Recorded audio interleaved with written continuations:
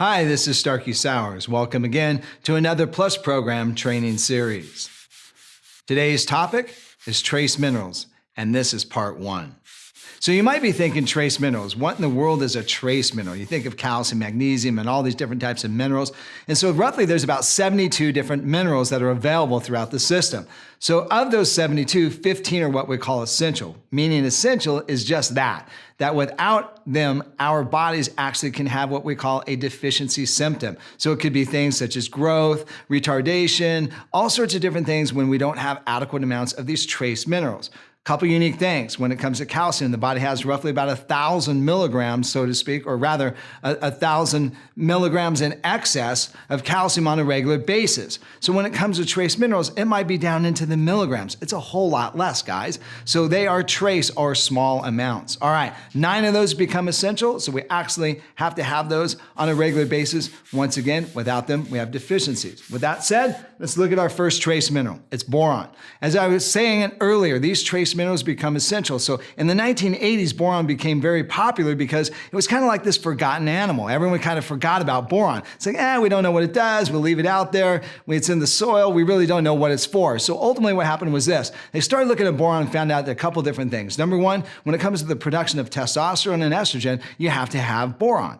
Uniquely speaking, boron is also necessary for bone growth. And so when you think of that, the reason why is because testosterone and estrogen helps to develop bone tissue by stimulating what we call the osteoblastic cells. So without boron, we don't have adequate amount of estrogen and progesterone, especially as we start to get older. The breakdown seems to accentuate when there's inadequate amounts of boron in the diet. So a couple unique things when it comes to food sources. It's going to be fruits and vegetables typically, and maybe some whole grains on top of that. And so one thing we want to do when we look at our multivitamin, make sure maybe that there's a little bit of boron in there because it's kind of hard to find, so to speak, oftentimes when the foods are refined or maybe grown in different environments. All right, next on the list is going to be iron.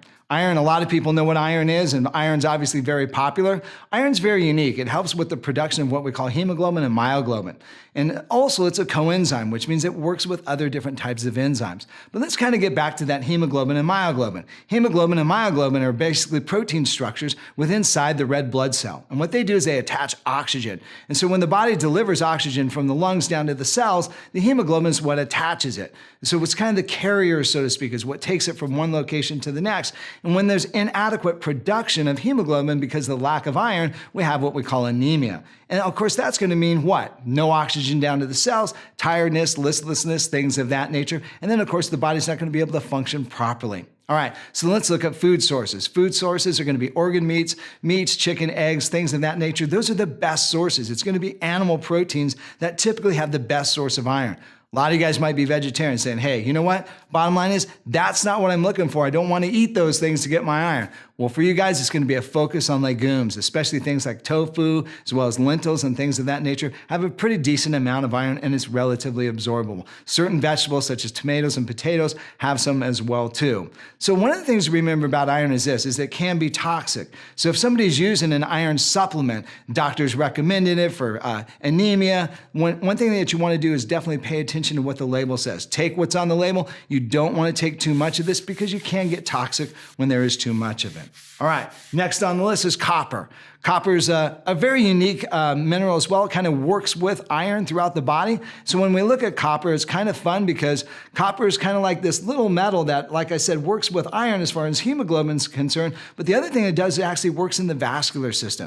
And what it does, it helps with the production of elastins and collagen and mucopolysaccharide tissue. So it helps actually with the flexibility, so to speak, of the vascular system. So it becomes an integral component for now all of a sudden the blood's being carried through the vascular system. So you see iron and copper kind of working together. All right, a couple unique things about copper. When it comes to deficiency, it's typically pretty rare, but when it comes to toxicity, there's certain genetic defects that actually are called a disease factor, such as Wilson's disease, where the body doesn't actually eliminate copper. So it kind of piles up. Somebody that has that would definitely know.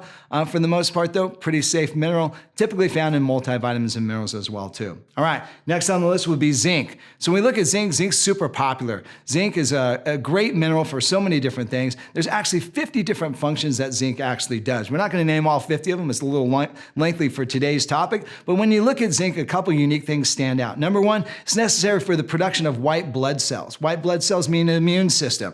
We know that when you take adequate amounts of zinc, it actually helps with the production of certain white blood cells. The other thing when it comes to zinc is this. It's actually an antioxidant. It's necessary for the production of what we call glutathione, which is one of the antioxidants in the system. The other thing when it comes to zinc is this.